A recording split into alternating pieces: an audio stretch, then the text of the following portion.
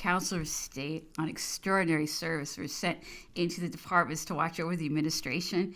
They transmitted the plans of the government and received the complaints and the expressions of the wishes of the people. The senators who enjoyed the revenues of senatorial estates were required to reside 3 months every year in their arrondissements in order to take to them the opinion of the center and bring back to Paris the opinion of the arrondissement. The creation of the Legion of Honor, which divided the French territory into 16 arrondissements with the designation of chef de, was, according to the expression of the reporter of the law, a political institution which placed in society intermediaries through whom the acts of the executive could be delivered to public opinion with fidelity and benignity, and through whom also public opinion could react upon the executive. The great benefits which were experienced from the introduction of the Code Napoleon are well known. It had put many branches of legislation in harmony with the principles of the Revolution and had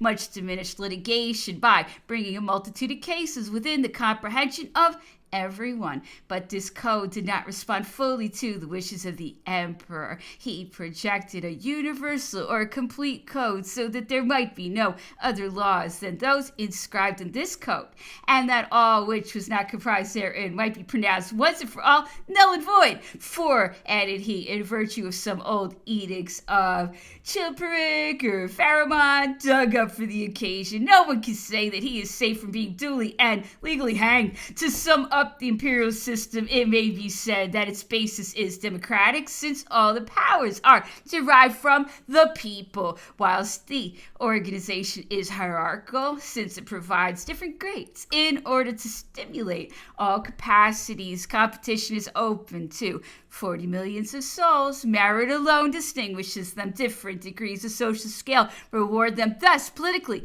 we have assemblies of the canton, electoral colleges, the legislative body, the council of state, the senate, the great dignitaries. For the army, every citizen is a soldier. Every soldier may become officer, colonel, general, or marshal. For the Legion of Honor, all classes of merit have the same right. All services, whether civil, military, industrial, ecclesiastical, or scientific, and all may obtain the grades of legionary, officer, commandant, grand officer, or grand eagle. Public instruction has its primary schools, its secondary schools, its lyceums, and the institute as the head of the edifice. Justice has its tribunals of first instance, its imperial courts, and the court of cassation. Finally, the administration of government has its mayors, adjoint mayors, sub-prefects, prefects, ministers, and councilors of state. Napoleon was then a center around which all the national forces grouped themselves. He had divided France for purposes of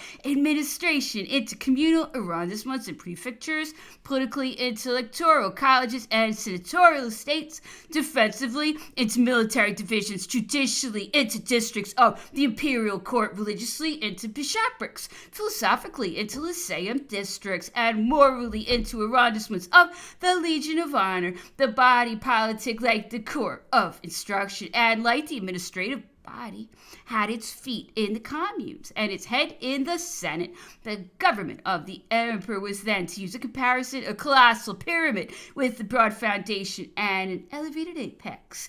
If one, after having surveyed the period from 1800 to 1814, turns his eyes to the present epoch, he will see that the greater part of the institutions founded by the emperor still exist, and that they, by their sole virtue, have maintained the administration. Although deprived of innate moving power, France obeys now for 24 years the impulse which Napoleon gave her. But one must not judge the empire by the false imitations which we have seen. People have copied things as if they had never understood the spirit which presided at their creation. We are indebted to two causes for all the prodigies which, in spite of wars, we have seen produced under the empire. One of them, the genius of one man; the other, the system which he established under the empire. All the intelligence and all the capacity of France were called upon to cooperate with a single aim in promoting the prosperity of the country. Since that time, all the leading minds have been occupied only in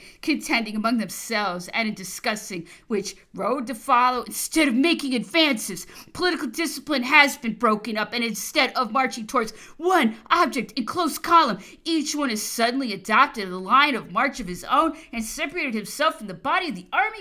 It has been said that the emperor was a despot. It is true that his power was equal to the work of creation before him, and in proportion with the confidence of the people. Under Napoleon, said General Foy, who certainly cannot be accused of partiality, neither the vexations of subaltern pretension, nor the intolerance of castes, nor the insufferable domination of parties was known.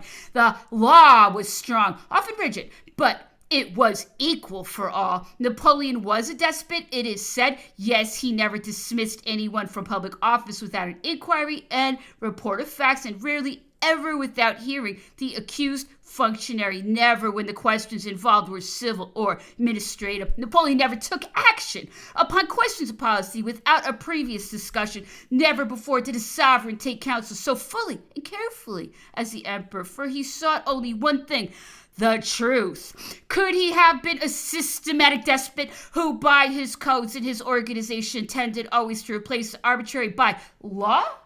We see him in 1810 prevent the appropriation of private property to public uses without previous hearings and judgment, and establish the Council of Disputed Claims in order to regulate the exercise of that portion of arbitrary power which was absolutely necessary for the administration of the state. I desire that the state shall be governed by law, and that whatever must necessarily be done without law shall be legalized by the intervention of constituted body. We see him also in 1810 show his discontent that a law concerning the press had not been prepared, and what is particularly worthy of notice, he repeated often these memorable words: I do not wish that this power should descend to my successors, because they might abuse it.